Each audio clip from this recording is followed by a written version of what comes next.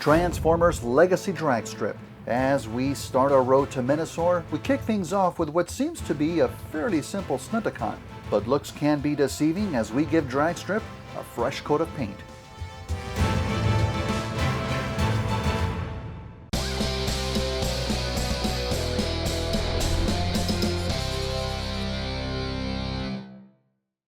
Welcome back to the channel, everybody. Great to have you back. Today we do start our long road towards having a fully customized and painted Menasor, kicking things off with the right-hand man, Dragstrip himself. And even though I think he'll be a fairly straightforward customization, I do have just a few upgrades in store for him. I did pick up this small parts filler kit off eBay, and even though it seems to be 3D printed, the parts themselves seem pretty nice. Here we have some filler sections for the front end of the vehicle, and very importantly for the back of the head. Now I did see some that also turn into a seat for vehicle mode. I don't think this is one of those though, as the test fit was pretty tight. So we're just gonna have a solid head for vehicle mode, which honestly I think I'm perfectly okay with. He'll no longer be an airhead, thankfully. We also have some filler sections for the arms, and most importantly, rims for the wheels. They should do a great job of hiding that split peg on the inside. Also, I did mention in my review that I don't intend to keep the combining gimmick of the weapons. Although it does look nice, I'm never going to display like this myself, since more than likely I'll be displaying it in combined mode as Menasor, and I'll just have the weapons attached on the vehicle mode itself, so I'd much rather fill in the holes and make them look more complete. But other than that, I think we're just going to use a heck of a lot of yellow paint, so even though it seems pretty simple, he's only the first of 5, so let's get started.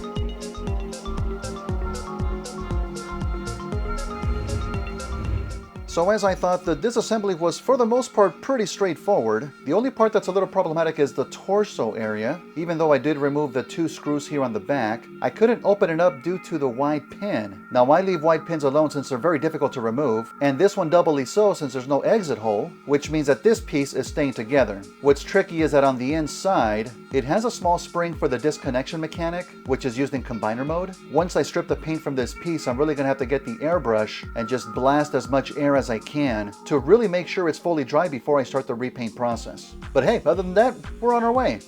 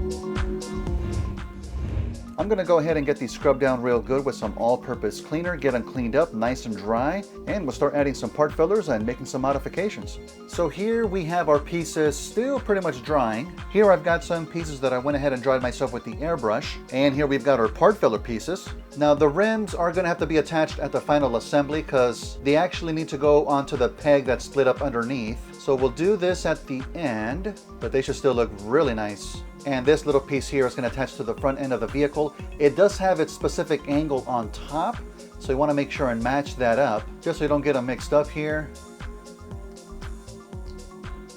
And that seems like a very tight fit. There we go. And that looks perfect.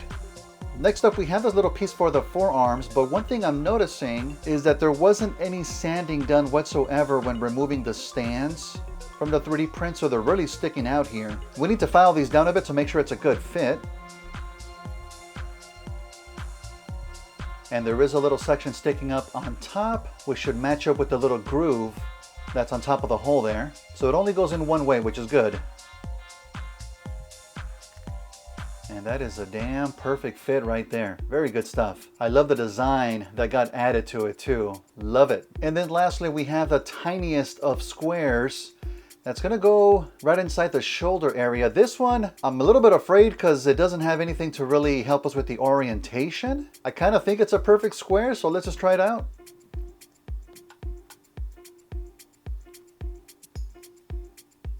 Yep, looks pretty good to me. It does look a bit glossy compared to the yellow plastic, but once we get everything primed up and painted ourselves, it'll be a perfect match. Okay, lastly, we have the piece for the head. And again, we're gonna lose any kind of a seat looking gimmick, which I'm okay with. I'd rather his head look complete in bot mode. So let's get this piece in. Oh, this one actually snapped in. Wow, okay. Now this entire kit came in yellow, but again, once we put some primer and paint, we'll have a really good match. And I do like the design that they have back here too. That's pretty awesome. Not too bad. No longer an airhead. Congrats, Dragstrip. All right, next up, let's go ahead and get those weapons modified.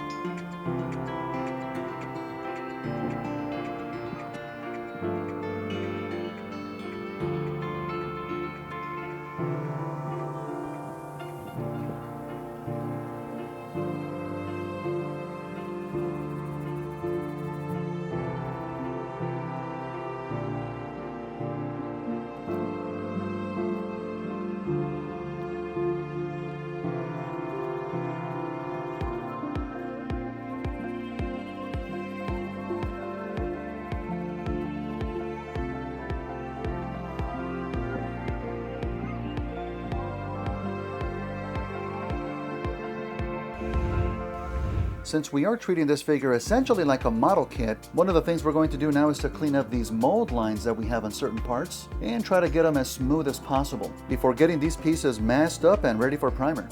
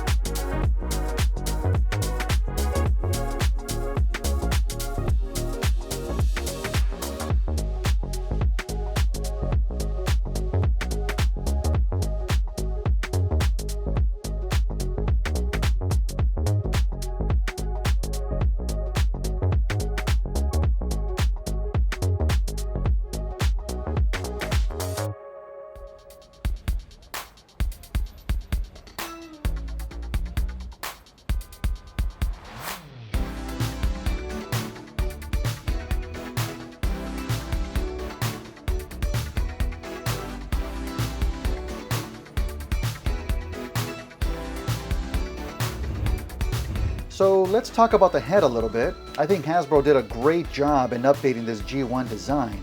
And it was nicely painted too. They gave us a nice silver for the face. However, if you look at the G1 model, it's got more of this turquoise color to it. So I'm gonna try something just a little bit different. I did pick up some new colors from Green Stuff World, and this one's part of their metal color line called Aqua Turquoise, which I think is gonna look great, but the turquoise color might be a little bit strong. So I'm gonna mix that in with a little bit of their Mystic White, also a part of their metal color line, and I'm hoping that will lighten up the turquoise a bit, while hopefully still keeping that metallic look.